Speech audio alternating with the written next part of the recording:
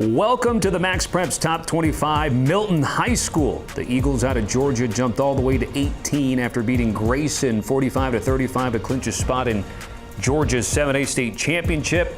They'll face number 8 Walton December 13th at Mercedes-Benz Stadium in Atlanta. This will be the second trip to the finals for the Raiders, which lost to Grayson in the 2011 championship game. So taking a look at the top 25, which sees Milton here on the list. Number 25, Serra improved to 14-0 with a 46-7 win over Pike Road in Alabama's 6A semis.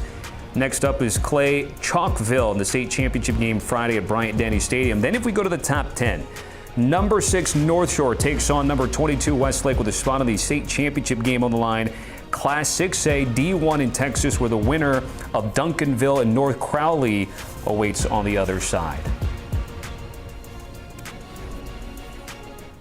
Back here with the MaxPreps GOATs, we've got Zack, Poff, and Steve Montoya. I'm Tommy Tran. Guys, great to be with you again. Observations from last weekend and then a projection and a look ahead, of course, to the action coming up this week. Let's start with best team, Zack, and I'm going to have you start first in all of these here. Yeah, Tommy, it's a team you were hitting on earlier, man. Milton was the team that impressed me the most last week. The offense was just clicking. They put up 45 points on a pretty good Grayson defense. And 2025 Miami commit Luke Nickel, he was throwing absolute dimes in this game. He threw for over 400 yards, had 4 touchdowns. He rushed for 55 more yards and another score. And I love the receiving core that Milton has, led by DeBron Gatling. He also got C.J. Wiley. These are 2 big-time playmakers for Luke Nickel. And I can't wait for that game against number 8 Walton in the 7A state championship game. If you like points, this is going to be the game for you. You know, Walton's got one of the most explosive offenses, too, led by 2024 Wake Forest commit Jeremy Hecklinski at quarterback, who's got a good chance to be the Georgia MaxPreps Player of the Year. So that's going to be a fun one. But, yeah, Milton was the team that impressed me the most, mainly because of their junior quarterback, Luke Nickel, who clinched a spot in the state championship game for the 3rd year since 2018 for Milton High School. I'm going to go to the Grant Pacers of Sacramento, California, coming off a fabulous win over a good Rockland team on the road. And Grant is hitting their strides at the right time as they're rolling through the playoffs. And now they have advanced to the state championship, one of the state championship games in California next week. Kingston Lopa, a 4-star Oregon commit. He's 6'5". You're seeing him right there. He's a safety, had a pick 6 in the game, but he's also a receiver for the Pacers as well. They also have a combo of Devin Green and Wayshawn Parker. Green, a UNLV commit. Parker, a 3-star Washington State commit.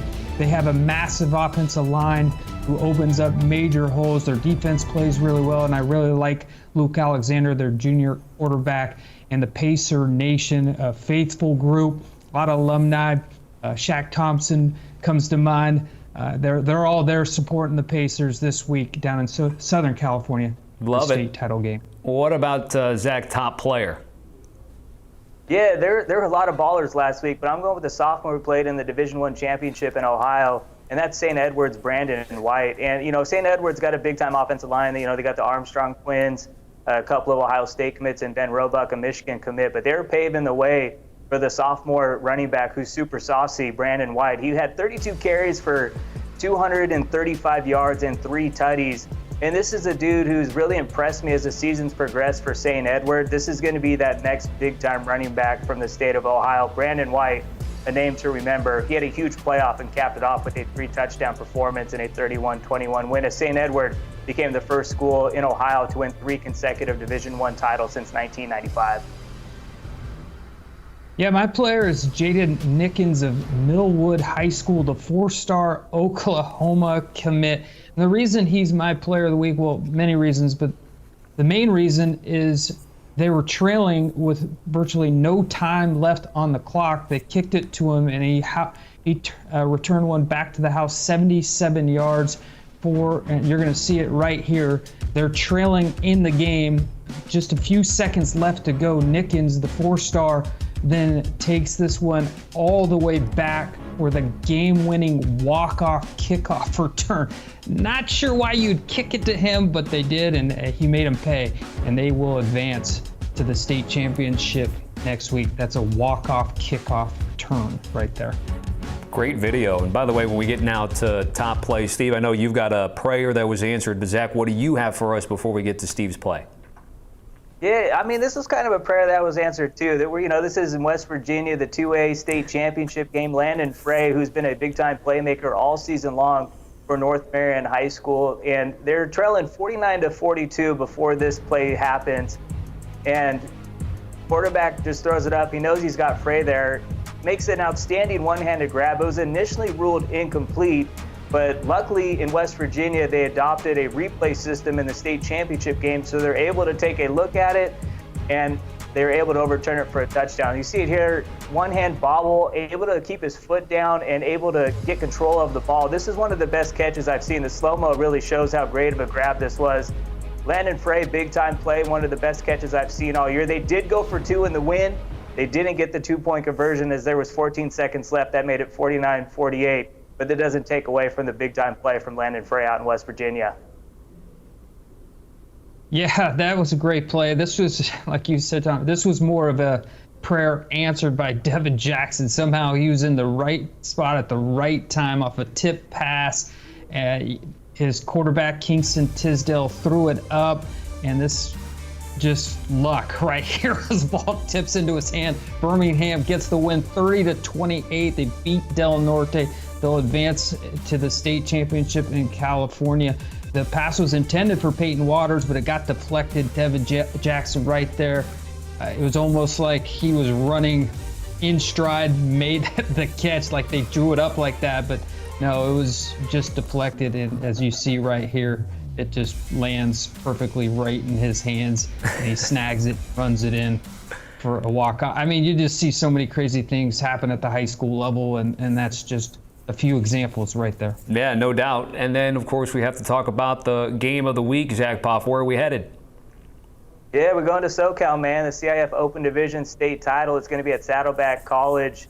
And you got number 3 Mater Dei, a team that's 12-1. The only loss came against St. John Bosco. They got the revenge on the Braves, won 35-7 in the CIF Southern Section D1 Championship. They're going to be playing the boys from San Mateo, Serra High School. Serra is 12-0, and this is a team, they've represented Northern California 3 consecutive years in the CIF Open Division State Championship game. A lot of those same players were sophomores and juniors the last 2 years, so this is a lot of talented seniors. They've gotten beaten pretty bad the last 2 times. I think this game is going to be a little more competitive, but Tommy, Mater Dei Monarchs, they're just too tough. This is one of the best teams in the country for a reason. Loaded with D1 talent. You got Elijah Brown at quarterback, a bunch of ballers he can get the ball to. And this is arguably the best defense in the country, led by Xavier Brown at Alabama, commit Nasir Wyatt at 5-star junior. And I can go on and on with all the 4- and 5-star Mater Dei has. But this is going to be a fun game Saturday night. And it's going to be important for Serra to get off to an early lead if they want to pull off the upset here. But I like Mater Dei by a few tutties. All right. What do you got, Steve? Anything on this game? Yeah, I'm with Zach. I think Mater Dei's a little too tough, but I think Serra's going to put up a good fight, and I think this is going to be a super competitive game. Good way to cap off the season in the state of California. And there's only a few more states left to go after that, with Georgia and Texas wrapping it up next week. No shortage of famous alumni. You got Matt Leinart, Bryce Young on the Mater Dei side. You got Tom Brady and Barry Bonds over on the Serra side, guys. Lynn Swan. Don't forget about Lynn Swan. Yeah, no, I cannot forget. No, I would get in trouble. They pulled my sports card if I did. Appreciate both of you guys, Zack Poff and Steve Montoya, here on CBS Sports HQ. Again, taking a look at the notable matchups this weekend. We highlighted that Mater Dei Serra matchup in the Open Division. Again, that was a straight bye into the finals. No semifinals needed. Out here in South Florida, you got St. Thomas Aquinas and Homestead taking place Saturday afternoon. And a reminder about MaxPreps. Follow Zach and Steve and the tremendous crew that they have you covered, not only in high school football, but every prep sports imaginable. Make sure to check out MaxPreps, the app as well, and they'll have you covered.